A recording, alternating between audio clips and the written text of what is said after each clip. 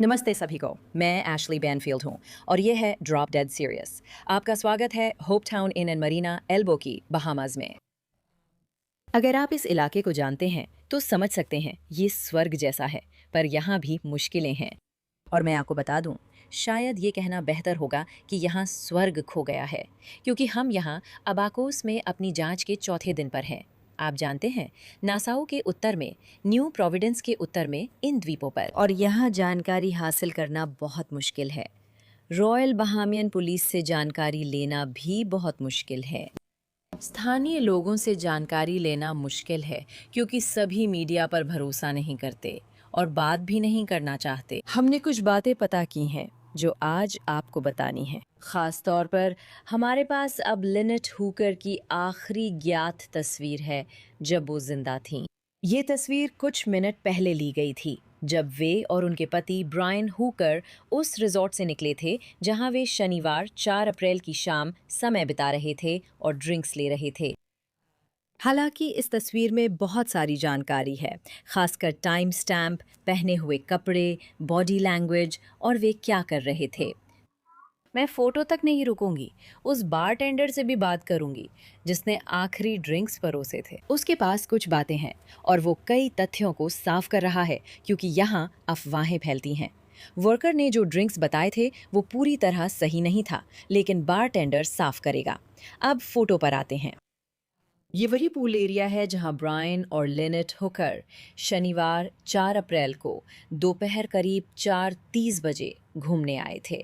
जैसा कि आप जानते हैं, उन्होंने अपनी यॉट सोलमेट पर एंकर डाल दिया था। और क्या मैं एक पल के लिए रुककर ये कह सकती हूँ कि ये कितना दुखद है कि इस जोड़े की यॉट का नाम सोलमेट था। सोलमेट? क्योंकि इस समय जांच चल रही है और मैं कहूंगी कि ये एक जांच है। उसे अभी भी एक संदिग्ध माना जा रहा है। आम, ये बहामास के अधिकारियों की ओर से है। जांच अभी भी जारी है ना? और सोचिए, क्या ये मुमकिन है कि आपका जीवनसाथी वो कर सकता है जो कभी ब्रायन पर आरोप लगाया गया था, जब वो संदेह के घेरे में था और हिरासत में रखा गया था? उस पर किसी भी चीज़ का आरोप नहीं लगाया गया है। वो अब वापस संयुक्त राज्य अमेरिका में है। वो असल में सैक्रामेंटो में है। मैं 1 मिनट में उस पर बात करूंगी। अभी उस तस्वीर पर लौटते हैं। तो लिनेट ने काला स्विमसूट पहना हुआ है, आप जूम इन करके देख सकते हैं, और एक हरे रंग का कवर अप भी पहना है। मैंने ये लिनेट की बेटी और लिनेट की बेटी के बॉयफ्रेंड स्टीफन से इसकी पुष्टि की है। दोनों ने कहा कि ये ब्रायन और लिनेट हैं। आप उसके बाएं कंधे पर बने यूएसएमसी टैटू से पहचान सकते हैं। ये निश्चित है कि वो लिनेट है। हमने वही बेदिंग सूट कवर अप उनके कई वीडियो और सोशल मीडिया पोस्ट्स में देखा है। उसने वही कवर अप पहना है। और इसमें ख़ास बात यह है कि ब्रायन ने जब अधिकारियों से बात की थी, तब उसने बेथिंग सूट कवर अप का कभी जिक्र नहीं किया था। उसने दमकल और बचाव दल को बताया कि वो काले रंग का 2 पीस बेथिंग सूट पहनी थी, बिकिनी नहीं। कार्ली ने बताया कि लिनेट का काला बेथिंग सूट 2 पीस था, जो दिखने में 1 पीस जैसा लगता था, पर असल में 2 हिस्सों में था। ब्रायन ने बस इतना कहा कि वो 2 पीस काले रंग का बेथिंग सूट था। उसने हरे रंग का कवर अप का जिक्र नहीं किया। अब आप तस्वीर में साफ देख सकते हैं कि उसने और भी कुछ पहना है जिसका ब्रायन ने पुलिस को नहीं बताया था। इसके अलावा तस्वीर पर जो टाइम स्टैम्प है, और मुझे आपको बताना है कि ये तस्वीर मुझे कैसे मिली। मैंने इस तस्वीर के बारे में सुना और यहाँ कई लोग बातें करते हैं। पीछे एक नाव भी है। असल में ये बस बाहर है। मुझे इसे इस तरफ घुमा लेने दीजिए। देखिए, वहाँ नीला हिस्सा है। उस नाव पर नीला हिस्सा। नाव पर लोगों ने मुझे तस्वीर के बारे में बताया, पर उस आदमी का नाम नहीं बताया जिसके पास तस्वीर थी। ये जैसे कोई बेहद गोपनीय बात हो। खैर, मैंने काफ़ी खोजबीन की और कल रात बहुत बहुत देर से मैं एक स्थानीय मछुआरे जो से ये तस्वीर हासिल कर पाई। और वैसे जो जो पकड़े हुए हैं वो एक वाहू मछली है। वो पानी में बहुत समय बिताते हैं और यहाँ हर कोई उन्हें जानता है। वो यहाँ बहुत समय से हैं। वो एक अमेरिकी व्यक्ति हैं जो अब यहाँ रहते हैं और जो अपनी माँ के लिए एक फ़ोटो ले रहे थे। उनकी माँ ने उन्हें मैसेज किया था और वो बाहर गए क्योंकि वो रात बहुत खूबसूरत थी, और उन्होंने पूल, लहरों और हवा की एक फ़ोटो ली और उन्होंने वो अपनी माँ को भेज दी। असल में उन्होंने 2 फ़ोटो ली थी। एक फोटो थोड़ी ज़्यादा साफ है। जब आप ब्रायन पर जूम करते हैं, आप उसका टैटू थोड़ा और साफ देख सकते हैं। अगले दिन एहसास हुआ कि रुको, मेरे पास उनकी एक फोटो है और टाइम स्टैम्प है 6:34 बजे शाम का। 6:34 बजे शाम का। हमें पता है कि ब्रायन और लिनेट अभी भी पूल पर हैं और बारटेंडर भी इसकी पुष्टि करता है। वो मुझे बताता है कि उसने उन्हें उनकी आखिरी ड्रिंक लगभग 6 और 6:30 के बीच सर्व की थी। वहाँ निगरानी वीडियो है और रॉयल बहामियन पुलिस फोर्स बहुत बहुत सख्त है और जानकारी देने से बच रही है। वे अबाकोइन के जनरल मैनेजर को इसे जारी करने की अनुमति नहीं दे रहे हैं। यहाँ तक कि कार्ली भी नहीं, आप जानती हैं, लिनेट की बेटी। ये बहुत दुखद है क्योंकि हमने कार्ली और उसके बॉयफ्रेंड स्टीव के साथ काफ़ी समय बिताया था। वे आखिरकार एल्बो की पहुंचे और हम उनके साथ वापस गए। मैं आपको वो दिखाऊंगी। हम उनके साथ अबाको इन गए जहां उसकी माँ आखिरी बार दिखी थी। मैंने वहां उनसे बात की और जब उन्होंने सब कुछ देख लिया तो उनकी राय ली। लेकिन मुझे हैरानी हुई कि जनरल मैनेजर ने उन्हें वीडियो नहीं दिया, सिर्फ दिखाया। उसने उन्हें वीडियो देखने दिया पर उसकी कॉपी नहीं देना चाहता था। और जब उन्होंने वीडियो देखा तो उन्होंने उस समय की टाइम स्टैम्प पर भी टिप्पणी की जब ब्रायन और लिनेट एबाको इन छोड़ रहे थे। उनकी याददाश्त के अनुसार ये करीब 6:38 बजे का समय है, यानी 6:34 पर ली गई फोटो उनके निकलने से कुछ मिनट पहले की है। लेकिन ये अजीब भी है क्योंकि ये उस कहानी से मेल नहीं खाती जो ब्रायन ने ज़्यादातर लोगों को बताई थी कि वो करीब 7 या 7:30 बजे निकले थे, क्योंकि ये 7 बजे से पहले का है। ये पूरी कहानी में लगभग एक अतिरिक्त घंटा जोड़ देगा कि नाव कब पलटी और उसे मार्श हार्बर तक बहते हुए पहुंचने में कितना समय लगा। अब तक ये लगभग 8 से 8:30 9 घंटे रहा है। अब ये 9 से 10 घंटे या उससे अधिक हो जाएगा। साथ ही तेज चमकदार दिन का उजाला भी था। अभी 6:35 हैं और मुझे ऐसा करना पड़ रहा है क्योंकि सूरज मेरी आंखों में है। सूरज अब ढलने वाला है और सूरज असल में करीब 7:30 बजे तक नहीं डूबता, लेकिन तब तक हल्की सी सांझ की रोशनी रहती है। अंधेरा तो 8 बजे के बाद ही होता है। तो वाह, मान लेते हैं कि वो करीब 6:45 बजे चला गया था। मतलब 1 घंटा 15 मिनट तक उजाला था और वो डिंगी 1 घंटा और 15 मिनट तक नहीं चल सकती। ये केवल अबाको इनसे लगभग 10-15 मिनट ही बाहर जा रही है। आप जानते हैं, उस लंगर डालने की जगह तक जहां वे वाइट साउंड चैनल के ठीक बाहर थे, सही है? ये तो बस एक और डेटा पॉइंट है इस अजीब कहानी में जो ब्रायन ने बताई, जो बाकी बातों से मेल नहीं खाती, जो उसने दूसरों को बताई हैं।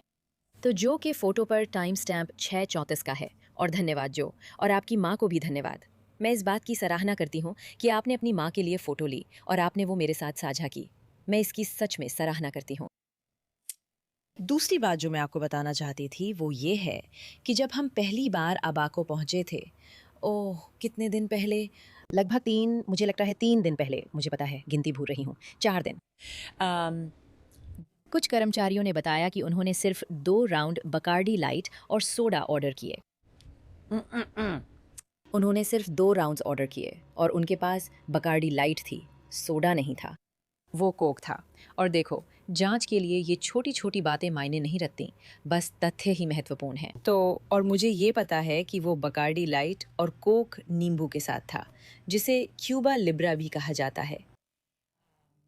ये मुझे बारटेंडर ने बताया, जिसे मैं आखिरकार मिली क्योंकि वो कुछ रातों से छुट्टी पर था।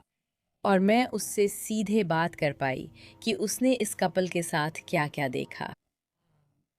क्या वे खास थे? नहीं, सच में नहीं। और क्या किसी ने कुछ अजीब देखा? जैसे क्या वे गुस्से में थे? क्या वो गुस्से में था? क्या वो परेशान या चिढ़ा हुआ लग रहा था?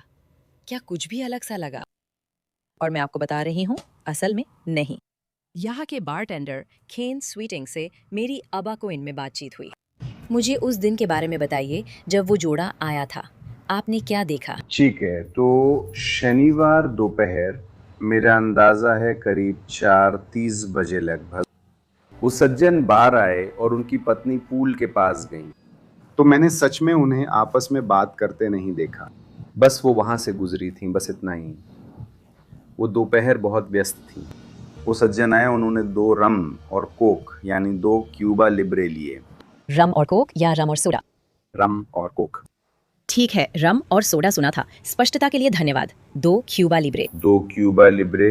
मैंने सफ़ेद रम, कोक, नींबू डाला, उन्हें 2 दे दिए। वो उन्हें पूल तक ले गया। करीब 1 घंटे से थोड़ा ज़्यादा बाद वापस ऊपर आया। इस बार वो पूल एरिया से आया, इसलिए उसने बार की दूसरी तरफ से 2 और ड्रिंक ली। उसने उन्हें अपनी दूसरी राउंड यानी 2 ड्रिंक और दी। फिर वो वापस पूल के पास चला गया। बस इतना ही था। मैंने उन्हें कुल 4 ड्रिंक ही सर्व की थी। क्या वो आपसे बात करना चाहता था? हाँ, बस जब मैंने उसका ऑर्डर लिया था, दूसरी बार उसने कहा, मुझे इतनी जल्दी सर्व करने के लिए धन्यवाद क्योंकि आप लोग व्यस्त थे।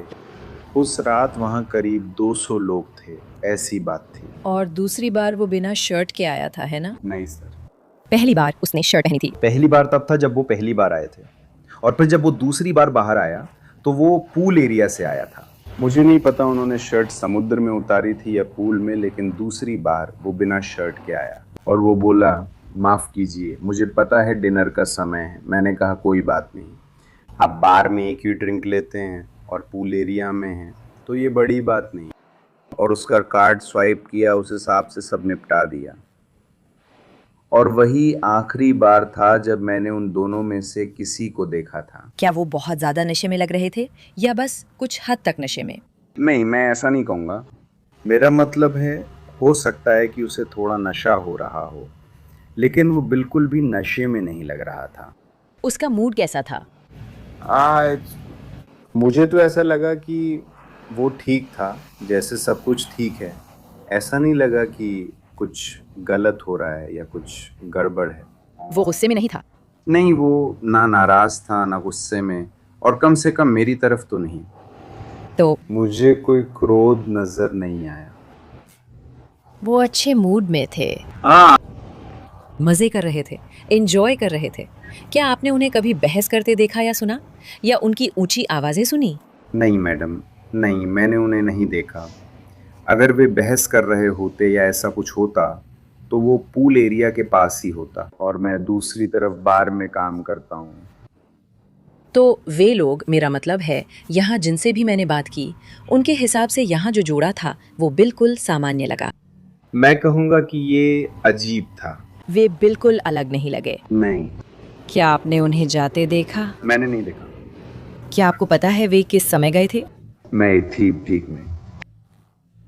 आपको शायद जनरल मैनेजर या किसी से बात करनी होगी ताकि आप फुटेज वगैरह से कोई जानकारी या फीडबैक ले सकें।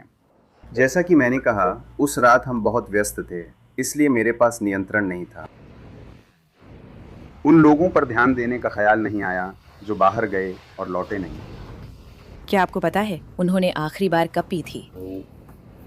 नमस्ते। मैं कहूँगा कि शायद ये 6 और 6:30 के बीच था। 6 और 6:30 लगभग। अपने ड्रिंक्स खत्म करने के लिए उनके पास काफी समय है, मान लीजिए 6:35 तक। हाँ, अगर उन्होंने 6:30 बजे लिया तो 7 तक ऐसा ही है। कहा जाता है कि वे करीब 7 या 7:30 बजे निकले थे, लेकिन मैं पक्का नहीं कह सकता। इसे तय करना मुश्किल है। हाँ, जैसा मैंने कहा, मैं 6:30 नहीं कह रहा था, मैं ध्यान नहीं दे रहा था। वे 6:30 के बाद ही यहाँ थे। वे निश्चित रूप से। खैर, उनकी एक तस्वीर है, मेरा ख्याल है 6:34 बजे की। लेकिन फिर भी ये ठीक बताना मुश्किल है कि हाँ, वे उस समय पूल के पास कब थे। मैं मैनेजर का कार्ड ला सकता हूँ, और शायद आप उनके साथ ईमेल पर बात कर सकते हैं, और हो सकता है वे आपको 6:30 के बाद की फुटेज दे सकें और देख सकें कि वे किस समय ऊपर आए या कुछ ऐसा, शायद। क्या पुलिस आई थी और आपसे ये पूछा था कि आपने उन्हें क्या परोसा था और वे कौन थे? मैंने पुलिस से बात की थी, मैंने अपना बयान दिया और उस पर साइन किया और सब कुछ किया। वही बात जैसा मैं आपको बता रहा हूँ। मैं काम कर रहा था तो मैं सच में ध्यान नहीं दे रहा था, और मैं बिल्कुल भी ऐसी किसी चीज़ की उम्मीद नहीं कर रहा था। लेकिन आओ, उससे बाहर आ जाओ। ये मेरा अगला सवाल है कैन। जब आपको पता चला कि बाद में क्या हुआ, तो आपने क्या सोचा? ये वाकई चौंकाने वाला था। क्योंकि जब आखिरकार उन्हें उसकी तस्वीरें मिलीं और मेरे मैनेजर ने मुझे उनकी तस्वीर दिखाई तो मैं हैरान रह गया। मैंने उस सज्जन को सर्व किया था। मुझे पता है कि मैंने उस आदमी को बार में सर्व किया था। मुझे याद है कि मैंने उसे क्या सर्व किया था, ऐसी बात है, क्योंकि मैं एक अच्छा बारटेंडर हूँ। तब तक मुझे करीब 20 साल हो गए थे। तुम्हें ड्रिंक्स याद रहते हैं। मैं 6 साल बारटेंडर रही हूँ तो समझ सकती हूँ लोग क्या पीते हैं, ये उनकी पर्सनालिटी से जुड़ा होता है ना। अधिकतर समय ऐसा ही होता है। मुझे लगता है ये चौंकाने वाली बात है, लेकिन समझ सकती हूँ कि यहाँ ऐसा शायद ही होता हो। ये कोई सामान्य बात नहीं है, बिल्कुल नहीं, ये अजीब है। एल्बोकियो एक प्यारी, शांत और आरामदायक जगह है जहाँ अपराध कम है। ये एक शानदार जगह है। बहुत कम अपराध है। अधिकतर समय अगर कुछ भी होता है तो वो बहुत मामूली होता है। जैसे कोई फेरी डॉग से कोई डिब्बा उठा लेता है क्योंकि किसी ने उसे उठाया नहीं, या फिर कुछ बहुत ही मामूली छोटी मोटी बातें। हमें अभी तक नहीं पता कि ये अपराध है या नहीं, जांच जारी है। हाँ, क्या आपको किसी एक तरफ कोई एहसास है? मैं बस इतना कह सकता हूँ कि ये निश्चित रूप से अजीब लगता है, क्योंकि समय सीमा और कहानियाँ आपस में मेल नहीं खाती। मेरे दिमाग में तो नहीं। मुझे भी ऐसा लगता है। मैं इसकी कदर करती हूँ। धन्यवाद कैन। कोई बात नहीं। और आज रात शादी के लिए शुभकामनाएं। मुझे पता है आप बहुत व्यस्त रहने वाली हैं। धन्यवाद। स्टीव, मैं आपकी मदद की सराहना करता हूँ कि आपने ये काम लिया। हाँ, आज रात हमारी शादी में करीब 150 लोग आ रहे हैं, तो माहौल काफ़ी ज़बरदस्त होने वाला है। इसके बारे में बात करने के लिए केन स्वीटिंग का धन्यवाद। वो भी बहुत हैरान है कि ये सब हो गया। ये जगह कितनी शांत और खूबसूरत है। यहाँ के लोग ऐसी घटनाओं के आदी नहीं हैं। तो अबाकोइन में मुझे स्टीव और कार्ली से भी बात करने का मौका मिला। कार्ली लिनेट की बेटी है। वो मिशिगन से बहामास तक पूरी यात्रा करके आई है और पूरे रास्ते छोटी छोटी उड़ानें ली हैं, जैसे नासाउ से मार्श हार्बर, फिर मार्श हार्बर से फेरी लेकर यहाँ एल्बो की तक पहुंची है। और वो पहली बार आज अबाकोइन गई थी। हम कार्ली और स्टीव के साथ उनकी गोल्फ कार्ट में अबाकोइन गए। हम रास्ते भर बातें करते रहे। वो बहुत शांत स्वभाव की है, लेकिन मैं उसके चेहरे पर दर्द साफ देख सकती हूँ और उसकी आवाज़ में भी महसूस कर सकती हूँ। वो सच में इससे जूझ रही है। ये बहुत मुश्किल है, क्योंकि वो अपनी माँ के साथ क्या हुआ इसका पता लगाने की कोशिश कर रही है। आज 17 अप्रैल शुक्रवार है और कल 2 हफ्ते पूरे हो जाएंगे। ये बहुत लंबा समय है बिना ये जाने कि आपकी माँ कहाँ है और लोग क्या कर रहे हैं। तो हम उनके साथ वहाँ गए और मैं आपको बस 1 मिनट में हमारी बातचीत दिखाऊंगी। जब हम एबको इन पहुँचे, उन्हें वहाँ चारों ओर देखने का मौका मिला।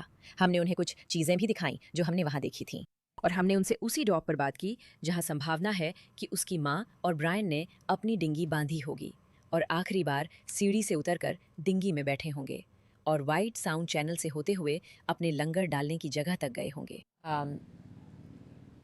लेकिन आज ऐसा करने से पहले वे फिर से सोलमेट पर चढ़ आए। वो अब भी मूरिंग बॉल पर ही है। ये अब भी मार्श हार्बर में कॉन्किन के पास है, बस थोड़ा दूर। अच्छे स्थानीय लोगों ने उन्हें पानी में ले जाकर नाव तक चढ़ा दिया, तो कार्ली और स्टीव अपनी माँ की नाव पर चढ़ पाए और सच में चारों ओर देख सकें और कुछ यादगार चीज़ें ले सकें, जो कार्ली के लिए उसकी माँ की यादें हैं, उसकी माँ की चीज़ें। मैं केवल देखना चाहती थी, क्योंकि उन्होंने ये मेरे साथ साझा किया है, इसलिए मैं गोपनीयता या विश्वास नहीं तोड़ रही हूँ। उन्होंने अपनी नाव पर चढ़ने, नीचे जाने और चीज़ें ढूंढने की तस्वीरें और वीडियो मेरे साथ साझा किए। ज़रा देखिए। मुझे पता है बेबी, मुझे पता है, मुझे पता है।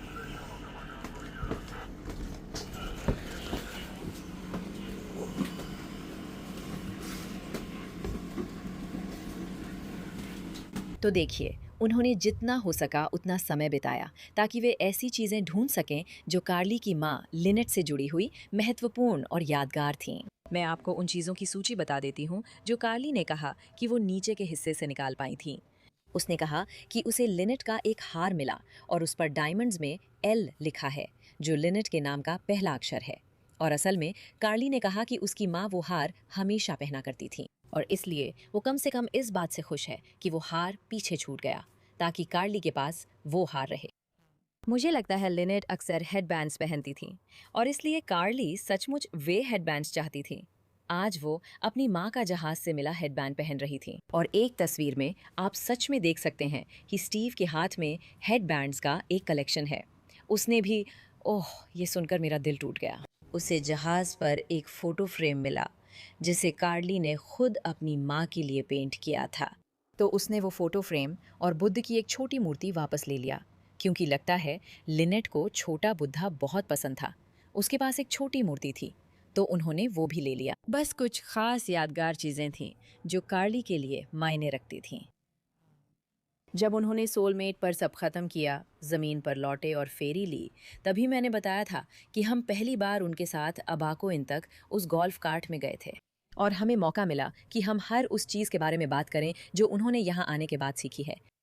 असल में उनके लिए ये सब नक्शे देखने और समझने जैसा था कि ये कहाँ हुआ, कैसा दिखता है। मुझे समझ नहीं आ रहा था, इसका कोई मतलब नहीं बनता। और जब आप यहाँ चल कर जाते हैं, नाव से जाते हैं, गोल्फ कार्ट से जाते हैं, और जब आप यहाँ ए से बी तक पहुँचने की कोशिश करते हैं, तो सब कुछ ज़्यादा समझ में आता है। इसलिए मुझे कार्ली और स्टीव से डॉक पर मिलने का मौका मिला, जहाँ डिंगी बांधी जाती हैं। मैंने उन्हें वे 2 डॉक दिखाए जहां नाविक अपनी छोटी सहायक नावों के साथ आते हैं। अगर आप डिंगी में हैं और किसी बड़ी नाव की तरफ जा रहे हैं, तो आप उसे टेंडर कहते हैं। मैंने उनसे पूछा कि ये सब उनके लिए कैसे बदला है। देखिए, अब जब आप यहाँ हैं, अपने विचार बताइए। यहाँ अबाको इनमें। मैं खुश हूँ कि मुझे कुछ जवाब मिल रहे हैं और मैं अपनी माँ के आखिरी पलों का वीडियो देखकर भी खुश हूँ। मैंने बस उन्हें बार में और पानी की ओर जाते हुए देखा, बस इतना ही। क्या अब जब आपको इस इलाके में घूमने का मौका मिला है, जहां शायद उन्होंने अपनी डिंगी यहीं ठीक उधर पार्क की थी, तो आपको यहाँ की स्थिति का बेहतर अंदाजा हुआ है? क्या अब जब आप यहाँ हैं, तो आपको सब कुछ ज़्यादा अच्छे से समझ में आ रहा है? हाँ, मुझे नाव की सवारी का मौका मिला। मैंने उनके रास्ते को दोबारा तय किया और वो बार देखा जहाँ वे एबको इन से पहले गए थे और सवाल भी पूछे। उनके पास कुछ नहीं था। उन्होंने कहा कि कुछ भी असामान्य नहीं था। उसे न- कुछ भी असामान्य नहीं था। असामान्य। हाँ? और मूल रूप से पानी। ज्वार ऊंचा था, लेकिन ऐसा लग रहा था कि पानी इतना उथला था कि उनके पैर कम से कम कभी-कभी नीचे लग सकते थे। तो यही बात है जिससे मैं उलझन में हूँ कि उसने छलांग क्यों नहीं लगाई, क्योंकि वो काफी लंबा है। तो मैं बस उलझन में हूँ कि उसने वहाँ से छलांग क्यों नहीं लगाई। असल उलझन ये है कि वे किनारे के साथ क्यों नहीं चले और खंभों के बाहर क्यों नहीं गए। वे खंबे वहाँ हैं क्योंकि वहाँ पानी गहरा है, उनके बाहर पानी उथला है। छोटी नाव चलाने के लिए गहरे पानी की ज़रूरत नहीं। ये नाव 2 फीट से कम गहरे पानी में भी चल सकती थी। अगर वो बाहर गिर जाती बाएं या दाएं, तो वो खंभों के बाहर बाईं ओर जा सकता था। वो खंभों के बाहर रह सकता था, जहाँ पानी 2-3 फीट गहरा रहता, ऊंचे ज्वार और लहरों के बावजूद भी। अक्सर लहरें तब तक नहीं आती जब तक आप आखिरी खंबे के बाहर में ही जाते। वहीं हवा तेज चलती और लहरें उठती हैं। वो पूरे रास्ते बाईं ओर किनारे के साथ जा सकता था, लेकिन उसने वो रास्ता नहीं चुना। हाँ, क्या यहाँ आने के बाद ब्रायन की कहानी को लेकर आपका नज़रिया बदला है? नहीं, ये कहानी शुरू से बकवास रही। हमने शुरू से इसे संदिग्ध माना था। उसे अपनी आंखों से देखकर बस हमारी शंका और पक्की हो गई। हाँ, तुम्हारे पास सोलमेट जाने और अपनी माँ की नाव पर चढ़ने का मौका था। क्या आप मुझे उसके बारे में बता सकती हैं? वो बहुत मुश्किल था। लगा जैसे कोई मालगाड़ी मुझसे टकरा गई हो कि वो वहाँ नहीं है। मुझे लगता था वो बस आकर पूछेगी क्या चल रहा है, पर ये मुश्किल है। मैंने उसकी कुछ चीज़ें जैसे हेडबैंड और नेकलेस संभाल कर रखी हैं। जो तुमने पहनी हुई है। हाँ, मैंने उसके लिए खुद बनाया और रंगा हुआ फोटो फ्रेम भी लिया है। और मैंने कुछ ऐसा भी लिया है जो उसने खुद सिया था, ताकि उसकी याद बनी रहे। जहाज पर होना कैसा था? वो सच में बहुत मुश्किल था। हाँ, मैं पूरे समय रोती रही। और वापसी के रास्ते में भी। उन लोगों का धन्यवाद जिन्होंने हमें लिफ्ट दी, जिन्हें हम जानते भी नहीं थे। उन्होंने बस पूछा क्या आपको कुछ चाहिए, और हमने कहा क्या हमें बोट राइड मिल सकती है, और उन्होंने हमें ऑफ़र कर दी। बहामास के लोग सबसे अच्छे हैं जिनसे हम मिले हैं। वे लोग वाकई बहुत अच्छे हैं। मुझे कहना पड़ेगा कि हम भी उसी स्थिति में हैं। हमें यहाँ के लोगों से बहुत सारी लिफ्ट और बहुत मदद मिल रही है, और वे हमेशा मदद करने के लिए तैयार रहते हैं। वे सभी बिल्कुल वही सोचते हैं। वे सभी जानते हैं कि उसकी कहानी बकवास है, और वो खुद भी एक बकवास इंसान है। आपका क्या विचार है कि वो बाहर आकर अगले दिन ही चला गया? मुझे लगता है कि ये बस उसके चरित्र को दिखाता है कि उसके लिए उसका काम कितनी अहमियत रखता है। आप कैसे कह सकती हैं कि मैं उसे ढूंढना नहीं छोड़ूंगी और फिर अगले दिन कहती हैं कि माँ की मदद को जा रही हैं जबकि वे काफी समय से बीमार हैं, तो अब क्यों? क्या यहाँ आकर जब आप इस द्वीप पर आई हैं और असल में वहाँ चली हैं जहाँ लिनेट को आखिरी बार देखा गया था, तो आपके लिए कुछ बदला है? क्या यहाँ आने के बाद आपके लिए कुछ बदला या नई जानकारी मिली? उसने कहा था कि वे 7:30 बजे निकले थे, लेकिन यह दिखाता है कि वे 6:30 बजे निकले थे। तो बस लगभग 6:30 बजे ही निकले थे। और 6:34 की वो फोटो भी अलग है। इससे सच में ये साबित होता है कि वे उस समय यहाँ थे। हाँ, तो वहाँ 1 घंटा है जिसमें कुछ हुआ भी हो सकता है या नहीं भी। हम नहीं जानते और हमें नहीं पता कि क्या हुआ था। हमें बस इतना पता है कि उन्हें वहाँ से पानी में बहते हुए इस जलमार्ग को पार करने में सचमुच 9 घंटे लग गए। क्या है ये? यहाँ सब कहते हैं कि 20 नॉट्स की हवा में, चाहे उसने कहा हो कि वो छोटी नाव में चप्पू चला रहा था, 4, 5 या 6 मील की दूरी थी। तो अगर वो हवा के खिलाफ पैडलिंग कर रहा था, जिसका कोई मतलब नहीं बनता क्योंकि आप तो उसी दिशा में पैडल करते हैं, आपको पता है माँ। उसे अधिकतम 2 से 3 घंटे लगने चाहिए थे। तो कम से कम कई घंटे बाकी रह जाते हैं। हाँ, और उसने नाव क्यों हिलाई जब वो गायब हुई? मैं भी यही सोचती हूँ। अगर आप चाहते थे कि वो वापस आ जाए क्योंकि वो खो गई थी और किसी ने उसे ढूँढ लिया, फिर अगर किसी को वो मिल जाती और वो उसे नाव पर बिठा देता, तो वो वहीं लौटती जहाँ उसे लगता कि आपकी नाव होगी। और अगर वो वहाँ ना मिलती, तो वो सोचती, "अरे! मेरी नाव कहाँ गई?" आप इस जानकारी के बारे में क्या सोचती हैं कि दमकल और बचाव कर्मियों ने कहा कि वो अपनी छोटी नाव वापस पाने को लेकर बहुत चिंतित लग रहे थे, लेकिन उन्होंने ये नहीं पूछा कि तलाशी में कितनी नावें लगी हैं। खोज अभियान का नियंत्रण केंद्र कहाँ है? जैसे मैं कैसे शामिल हो सकता हूँ? ऐसा लगता है कि वो चाहता है सब जल्दी खत्म हो जाए। जब उसने मैसेज किया लगा कि वो बस चाहता है मैं मान लूं कि मेरी माँ अब नहीं है। जैसे सब ठीक होगा, हम इससे निकल जाएंगे डार्लिंग। क्या? मेरी माँ अब नहीं है और तुम्हारी कहानी समझ में नहीं आ रही है। मैं बस तुम्हारा साथ नहीं दूंगी क्योंकि तुम इसे दबाना चाहते हो। क्या तुम्हें उससे बात करने का मौका मिला है? जब से तुमने मुझे इसके बारे में बताया है तब से नहीं। क्या उसने तुमसे संपर्क करने की कोशिश की है या तुमने उससे संपर्क करने की कोशिश की है? नहीं। उसने मुझसे कुछ बार संपर्क किया, उसने मैसेज किया और कॉल की और वॉइस मेल छोड़ी, लेकिन इसके अलावा मैंने जवाब नहीं दिया। क्या आप जवाब देने का सोच रही हैं? नहीं। आप नहीं जानती, आप उनसे बात नहीं करना चाहती। मुझे जो तथ्य पता है उसकी कहानी और मेरी अंदरूनी भावना को देखते हुए जवाब साफ तौर पर ना है ना? आपको क्या लगता है कि क्या हुआ था? मुझे लगता है उसने उसके साथ कुछ कर उसे अपनी ओर खींचा। शायद उसने उसके साथ कुछ किया। वे नाव तक पहुंचे और फिर जब उसने नाव आगे बढ़ाई तो शायद उसे समुद्र में फेंक दिया। मुझे नहीं पता, लेकिन कुछ अच्छा नहीं हुआ। तुम उसकी कहानी का एक भी शब्द नहीं मानती हो। ठीक है, हमें पता है कि वो तैर कर पार गया। यही कहानी का हिस्सा हमें आधा सच लगता है। वो डिंगी में बहकर पार गया था और किसी तरह 20 नॉट की हवा में 4 मील बहकर जाने में उसे 9 घंटे लग गए। जिन जिन नावों के कप्तानों और नौकायन की जानकारी रखने वाले लोगों से हमने बात की है, सब ने यही कहा है कि ये मुमकिन नहीं है। कई घंटे बाकी है। वो घंटे कौन से थे? हमें नहीं पता। ठीक है। धन्यवाद दोस्तों। ये कार्ली के लिए कितना दर्दनाक होगा ये जानकर कि उसकी माँ कहीं बाहर थी, शायद अभी भी कहीं बाहर हो, लेकिन बस ये ना जान पाना, जवाब ना मिलना। समझ रही हूँ।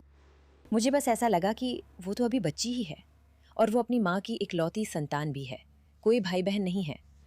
तो वो और उसके बॉयफ्रेंड स्टीव सच में सब अपने दम पर कर रहे हैं। कल रात देखना मुश्किल था, काम से बाहर थी, किसी और से भी मिली। अच्छा लड़का है वो, और उसके पापा अक्सर मछली पकड़ते हैं। वो मेरे पास बैठे, हम डिनर कर रहे थे और एनी से बात की। उसने कहा सब लोग इस कहानी की चर्चा कर रहे हैं। तुम जानती हो वहाँ बाहर बहुत सारे शार्क हैं। कुछ लोग कहते हैं वो शायद ही काटते हैं और हमला भी बहुत कम होता है, आखिरी बार कई साल पहले हुआ था।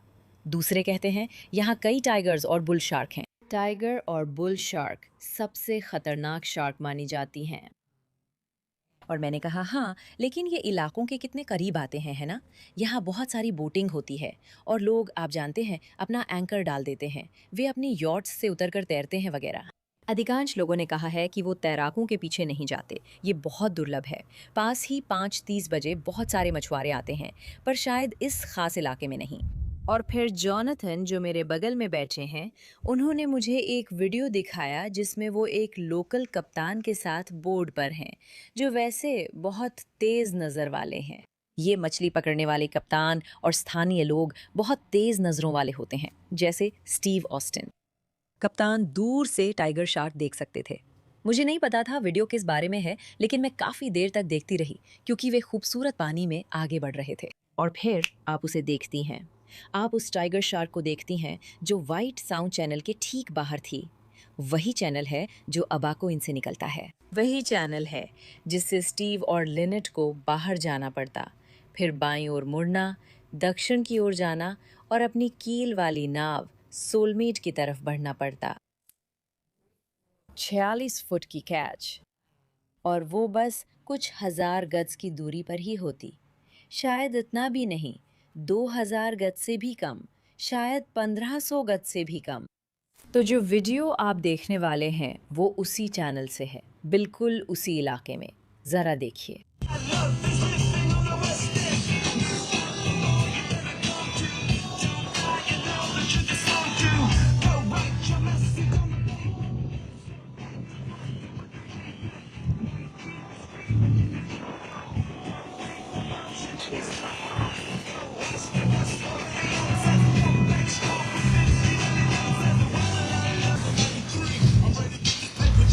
आप मेरे साथ है?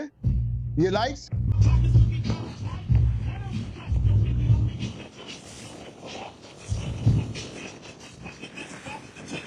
भाई, वो बहुत बड़ी टाइगर शार्क है। तो आपने वो सुना है ना? वो एक टाइगर शार्क थी और वो भी काफ़ी बड़ी थी।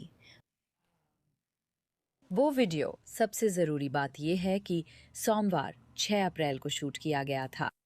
वो उसके अगले दिन की बात है। आप जानते हैं, ब्रायन एक खतरनाक रात बहते बहते मार्श हार्बर के किनारे आ लगता है। उनके अनुसार लिनेट पानी में गिरी थी। तो वो था, हाँ, वो चीज़ सोमवार को वहाँ थी। और मैंने वीडियो के दौरान उसे देखा। मैंने बस सोचा, हे भगवान। सोचकर अजीब लगता है कि वहाँ इतने नाविक, तैराक हैं और सब लोग सी ऑफ अबाको में अच्छा समय बिता रहे हैं। और वहाँ सबसे गहरे हिस्से में भी पानी बहुत उथला है, कहीं भी शायद 15 फीट, लेकिन ज़्यादातर जगह तो 10 फीट ही है। समझ रही हो ना? जहाँ भी जाओ नीचे की सतह साफ दिखती है। यहाँ कील वाली बड़ी नावें नहीं आती। वो यहाँ से नहीं जा सकती। उनकी कील्स यहाँ पार नहीं होंगी। मैं 9 फीट गहरी कील बोट पर थी जो सी अबाको में नहीं चल सकती थी।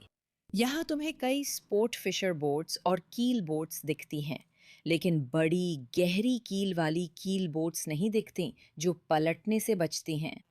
लेकिन जानती हो, एक बात जो बहुत लोगों ने कही है और मैंने भी ये पहले दूसरे एपिसोड्स में कही है कि यहाँ तुम्हें बहुत मुमकिन है कि कोई शव दिख जाए। और आखिरकार तुम वो वीडियो देखोगी जो मैंने लिया था, या कम से कम वो तस्वीर जो मैंने ली थी जिसमें अमेरिकी तटरक्षक बल पूरे सी ऑफ अबाको इलाके में ग्रिड पैटर्न में उड़ान भर रहा था जहां लिनेट बह गई होती। और तुमने उन्हें देखा भी होता। उन्होंने सोनार का इस्तेमाल किया, ड्रोन का इस्तेमाल किया, C-130 विमान का इस्तेमाल किया। उन्होंने ये सब किया है ना? और तुमने ये देखा भी होता क्योंकि वो जगह लगभग एक उथले पूल जैसी है ना? ये जैसे पूल के उथले और गहरे हिस्से के बीच जैसा है, मुझे ऐसा कहना चाहिए। तुम जानती हो, कहीं भी 2 से 4 के बीच, 6, 10 और सबसे गहरे में और बहुत ही कम सबसे ऊंचे ज्वार पर 15 फीट। तो उन्हें लगता है कि अगर लिनेट उस पानी में होती तो उन्होंने उसे देख लिया होता। उन्होंने हर जगह और किनारे पर तलाश की, शव खोजी, कुत्ते भी साथ ले गए। कुछ नहीं मिला, बिल्कुल भी नहीं। मुझे नहीं पता कि आपने ये देखा या नहीं, लेकिन सोलमेट नाव पर एक लाइफ जैकेट पड़ी है। वो असल में कॉकपिट में खुले में रखी है, जैसे कोई तेज़ हवा आए और वो उड़ जाए, लेकिन वो वही रखी है। ब्रायन ने उसे ऐसे ही छोड़ा था, जो अजीब है। मेरा मतलब है, कुछ भी ठीक से रखा हुआ नहीं लगता। वहाँ सब कुछ बहुत अस्त व्यस्त सा है। मुझे पता है कि पुलिस कई बार उस नाव पर आ चुकी है और उन्होंने वहाँ से कुछ चीज़ें ली हैं। उन्होंने चप्पू ले लिया था। उन्होंने वो चप्पू ले लिया जो ब्रायन इस्तेमाल करता था। उसने कहा था कि उसने एक चप्पू खो दिया और अपने दोस्तों से कहा था कि उसके पास एक और चप्पू था जो टूटा हुआ था। एक टूटा हुआ चप्पू? बिल्कुल नहीं, वो टूटा हुआ नहीं था। मैंने उसे देखा था। मैंने उसकी तस्वीर सोलमेट पर देखी थी। ब्रायन उसे फिर सोलमेट पर लाया। वो पूरा चप्पू था, बीच में पिन थी पर टूटा नहीं था। और उस छोटी डिंगी में जो उनके पास थी, उसमें पिन के लिए कोई रिसेप्टर या जगह नहीं थी, तो वो चप्पू चप्पू की तरह इस्तेमाल नहीं किए जा सकते थे। उनका इस्तेमाल चप्पू की तरह हुआ होगा। और असल में आप सुनेंगे कि ब्रायन ने बताया था कि उसने चप्पू कैसे चलाया और कहाँ चलाया। आप ये सब कल के एपिसोड में सुनेंगे, क्योंकि इसमें कुछ भी मेल नहीं खाता। जहाँ वो कहता है कि तेज़ी से पैडल कर रहा था, वो मुझे सही नहीं लगता। और ये उन बहुत सारे नाविकों को भी सही नहीं लगता जिन्होंने इस कहानी को फॉलो किया है। एक और बात है जो मैं आपको बताना चाहती हूँ, और इसने सच में मेरा दिल तोड़ दिया, क्योंकि मुझे लगता है कि हम इस जांच की बस शुरुआत में है और ये एक बहुत बड़ा रहस्य है। अमेरिकी कोस्ट गार्ड के जांचकर्ता जो यहाँ आए थे, वो C-130 जैसे बस उससे छोटे विमान में आए थे, अपने सामान के साथ, अपने शव खोजने वाले कुत्ते के साथ, कैनल्स और हर उस सामान के साथ जो उन्हें यहाँ होने के लिए चाहिए था। और जब वे यहाँ थे, उन्होंने बहुत मेहनत की।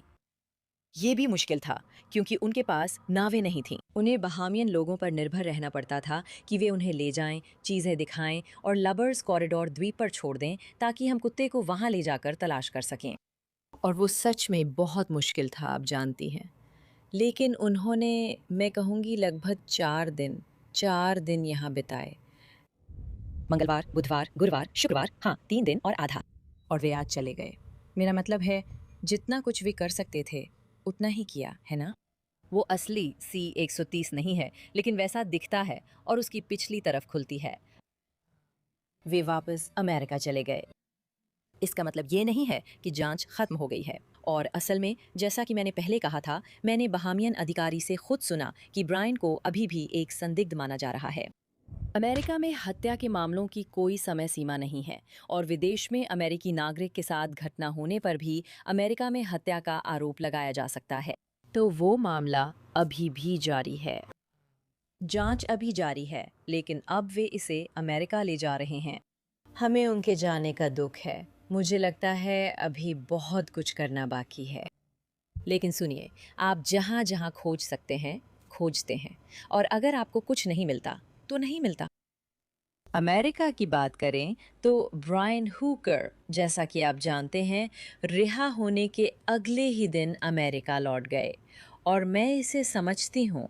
बहुत कम लोग किसी विदेशी देश में रहना चाहते हैं अगर वे किसी आपराधिक जांच के निशाने पर हों। उनके पास पासपोर्ट नहीं था तो जल्दी बनवाना पड़ा होगा। मुझे पता है कि उनके पास पासपोर्ट नहीं था क्योंकि उन्होंने बताया था कि उनका पासपोर्ट, लिनेट के पासपोर्ट और डिंगी की इलेक्ट्रिक इंजन की अतिरिक्त चाबी ड्राई बैग में ओवरबोर्ड गिर गई थी। वैसे ड्राई बैग के बारे में मैंने पहले भी कहा है। वो 1.5 फुट लंबा, 1 फुट चौड़ा और चमकीले हरे रंग का बड़ा बैग है जो कहीं भी बहकर नहीं आया है। तो मुझे नहीं पता कि ड्राई बैग कहाँ गया, लेकिन आप जानती हैं, फ्लोटेशन डिवाइस तो पूरी तरह से अगली किनारे पर ब्रायन हुकर की डिंगी के पास था, 100 गज दूर। तो फ्लोटेशन डिवाइस क्यों नहीं गया? ये किसी और एपिसोड के लिए है। जब वो देश से जा रहे थे, बोले कि बीमार माँ से मिलने जा रहे हैं। मैं आपको बता सकती हूँ कि हमें कानून प्रवर्तन एजेंसियों से पता चला है कि वो सैक्रामेंटो में हैं। वो सैक्रामेंटो गए जहाँ उनकी माँ रीटा वार्ड रहती हैं। मैं बस वो बात याद दिलाना चाहती हूँ जो रीटा वार्ड ने न्यूज़ नेशन को बताई थी। उन्होंने कहा ब्रायन लिनेट को ढूंढना जारी रखेंगे। वो अपने बच्चों से जितनी बार संभव हो फ़ोन पर बात कर रहे हैं और उनसे जल्द मिलने की उम्मीद कर रहे हैं। वो खोज नहीं रहे हैं, कम से कम यहाँ नहीं। वो यहाँ बिल्कुल भी खोज नहीं रहे हैं और हमारी जानकारी के अनुसार हमें तो ये भी नहीं पता कि वो कभी किसी खोजी नाव पर गए भी थे या नहीं। हमें बस इतना पता है कि बचाव दल के लोगों ने हमें बताया कि वो इस बात को लेकर ज़्यादा चिंतित थे कि उनकी छोटी नाव उन्हें वापस कैसे मिलेगी, और उन्होंने ये तक नहीं पूछा कि खोज अभियान का नियंत्रण केंद्र कहाँ है, अब हमें क्या करना चाहिए, या वहाँ कितनी नावें लगी हैं, सर्च की प्रगति या उसकी व्यवस्थाओं के बारे में, या वो उसमें कैसे शामिल हो सकते हैं। इन सब पर कोई सवाल ही नहीं किया गया। उन्होंने बिल्कुल भी नहीं पूछा। उन्होंने बस यही कहा, मेरी डिंगी मुझे कैसे वापस मिलेगी। मैं ये भी समझती हूँ। हालांकि मैं इस बात को थोड़ा नरम करते हुए कहूँगी कि अगर आप किसी पाल वाली नाव पर लंगर डाले हुए हैं तो आप पैदल किनारे तक नहीं जा सकते। आपके पास एक छोटी सहायक नाव होनी ज़रूरी है। आपके पास एक छोटी नाव होनी चाहिए, डिंगी या किसी तरह की छोटी सहायक नाव। तो उसका टेंडर मांगना बिल्कुल सही है। ये इमरजेंसी है, आपके पास टेंडर होना चाहिए, वरना आप नाव पर फंसे रहेंगे। अजीब है कि टेंडर मांगते समय आप लॉजिस्टिक्स या पत्नी को ढूंढने की बात नहीं कर रहे, और ये सब उसके किनारे पर पहुंचने के सिर्फ कुछ घंटे बाद की बात थी। मैं आपको याद दिला दूं कि ब्रायन हुकर क्या सोच रहे थे, क्योंकि वे रिकॉर्डिंग में ऐसा कहते सुने गए। मैं बहामास में तब तक रहूंगा जब तक पत्नी नहीं मिलती। सब कुछ कैंसिल कर दिया है। हम घर लौटने वाले थे, वीज़ा रिन्यू करवाना था। मुझे इस नाव से नफरत है। अगर वो वापस नहीं आई तो मैं इस नाव पर कभी नहीं चढ़ूंगा, इसे बेच दूंगा। लेकिन वो यहाँ नहीं रुके, वो बहुत जल्दी चले गए, और हमारी जानकारी के अनुसार उन्होंने तलाश करने के मामले में ज़्यादा कुछ नहीं किया। उन्होंने कुछ लोगों से पूछा, तुम्हारे पास बोट है क्या, किसी के पास बोट है, जानती हो, लेकिन उन्होंने आगे कुछ नहीं किया। और हमें नहीं लगता कि उनके पास समय था, क्योंकि वो सिर्फ 4 दिन थे, जिसमें वो दिन भी शामिल है जब वो किनारे पर आ गए थे, इससे पहले कि उन्हें गिरफ्तार करके हिरासत में डाल दिया गया। और जब वो हिरासत से बाहर आए तब भी कोई तलाश नहीं हुई, क्योंकि वो जा चुके थे। तो ये है होप टाउन, एल्बो की, एवोकास आइलैंड्स, बहामास में। नाम लंबा है, लेकिन ये रहने के लिए शानदार जगह है। इतनी खुशहाल जगह की ये इतनी दुखद कहानी है, समझ रहे हैं ना? मेरे पास और भी दिलचस्प बातें हैं। मैंने उस व्यक्ति से बात की है जिसने ब्रायन के आने के बाद उसके साथ सबसे ज़्यादा समय बिताया। और सुनिए, ब्रायन ने उससे जो बातें कहीं, वो वही बातें नहीं थीं जो उसने अपने दोस्तों से कही थीं। ये सब कुछ आगे आने वाला है, तो पक्का सब्सक्राइब करें, और अगर चाहें तो लाइक भी करें। इससे हमें बहुत मदद मिलती है और मैं इसकी सराहना करती हूँ। सच में आपको अंदाज़ा भी नहीं है। सुनने के लिए आप सभी का धन्यवाद। देखने के लिए बहुत बहुत धन्यवाद। और याद रखिए, सच सिर्फ गंभीर नहीं होता, ये बेहद गंभीर होता है।